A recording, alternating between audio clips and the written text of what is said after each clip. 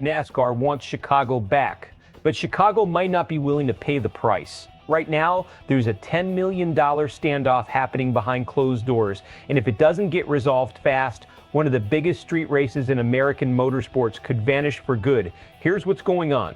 Illinois has set aside $5 million for NASCAR to bring the Chicago Street Race back to Grant Park in 2027. Sounds like good news, right? Except NASCAR reportedly asked for 3 times that, $15 million. That's a massive gap, and neither side has closed it yet. NASCAR hasn't confirmed the number publicly, but sources close to the negotiations say the ask is real. And here's the kicker: nothing is signed, nothing is guaranteed. NASCAR itself admitted this week that no final decision has been made. To understand why this matters, you have to go back to how we got here. From 2023-2025, NASCAR turned downtown Chicago into a temporary racetrack every 4th of July weekend. It was bold, it was chaotic, and it wasn't always popular. Rain hit hard some years. Local residents and city officials pushed back on the disruption, but the race delivered something that's hard to walk away from: massive national television exposure and a real economic boost for the city.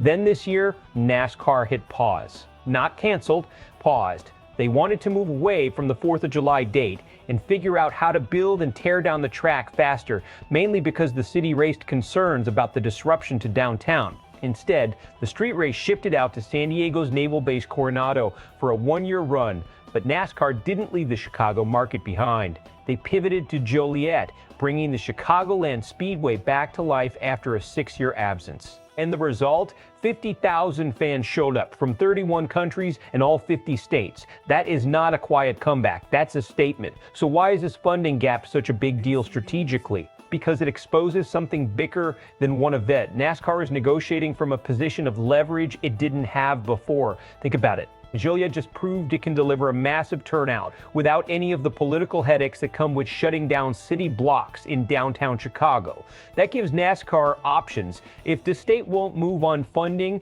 NASCAR isn't stuck. They can lean harder into the suburban track or explore other markets entirely. That's the calculated risk here. NASCAR is essentially testing how much Chicago values having a street race downtown versus a more traditional oval race in the suburbs.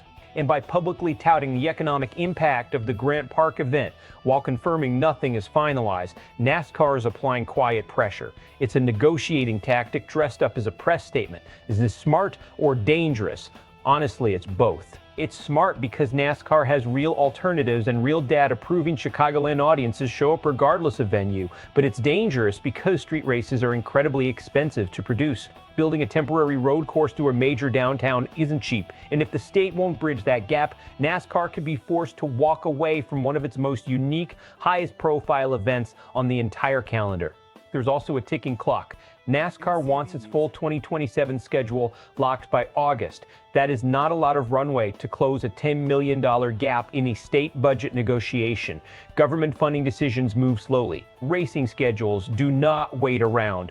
Fans are going to be split on this one. Purists who love oval racing are already thrilled about Joliet's return and probably wouldn't mind if the street race quietly disappeared for good. But casual fans and the broader television audience love the spectacle of stock cars ripping through downtown Chicago. That visual, cars sliding past Buckingham Fountain, is something you don't get anywhere else on the schedule. Local Chicago media is going to frame this as a business story first. Is the city getting a good return on its investment? Expect city officials and business leaders to weigh in over the next few weeks, especially as the August deadline gets closer. Best case scenario, Illinois and NASCAR find a middle ground somewhere between 5 and 15 million. The race returns to Grant Park on a new date, possibly Memorial Day weekend. And NASCAR ends up running both Chicago and Joliet next summer. That would actually be the ultimate win, giving fans a doubleheader summer in Illinois. Worst case scenario, negotiations stall past the August deadline, NASCAR pulls the plug on the street race entirely, and Chicagoland Speedway in Joliet becomes the sole Illinois stop on the schedule. If that happens, don't expect the street race to come back anytime soon. Once NASCAR builds a new market, they rarely reverse course quickly. So here's the real question. Should the state pay up to keep NASCAR downtown, or has Joliet already proven it's the smarter long-term home for Illinois racing? Drop your take in the comments. Are you Team Grant Park or Team Joliet? Let's settle this in the replies. And if you want the next update the second this deal gets finalized, make sure you're subscribed, because this story is far from over.